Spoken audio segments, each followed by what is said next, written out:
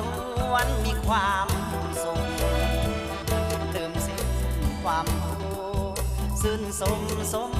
ปรารถนายามเข้าหากันหวานมันท่วมล้นกุหลาบ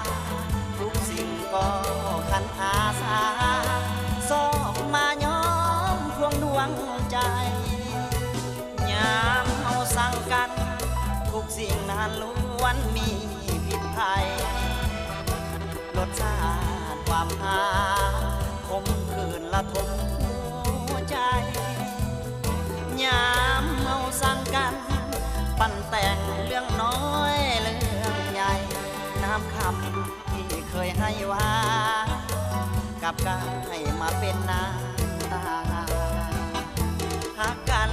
ผ่านมาเลยบอกเข้าใจต่อกันหักกันผ่านมาเลยเกลียดสั่งกันนางนาก่อนจะหากันต่างก็พิจารณาอย่างน้อยหักที่ผ่านมา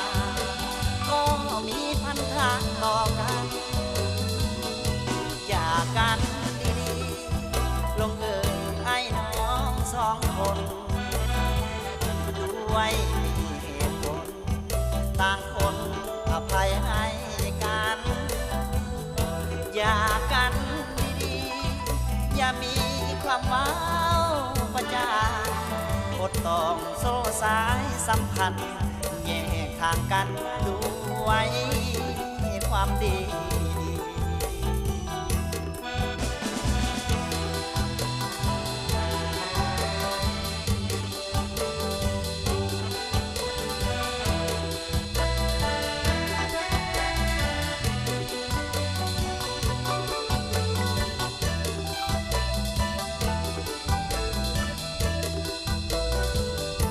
หักกันผ่านมา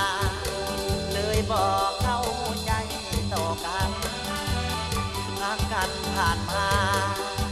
เลยเกลียดสั่งกันนางนาก่อนจะหากันต่างก็พิจารณาอย่างน้อยหักที่ผ่านมาก็มีพันธะต่อกันอยากกันลงเอ่ยไอ้น้องสองคนด้วยเหตุผลต่างคนอภัยให้กันอย่ากันดีๆอย่ามีความเมาประจานอดต้องโซ่สายสัมพันธ์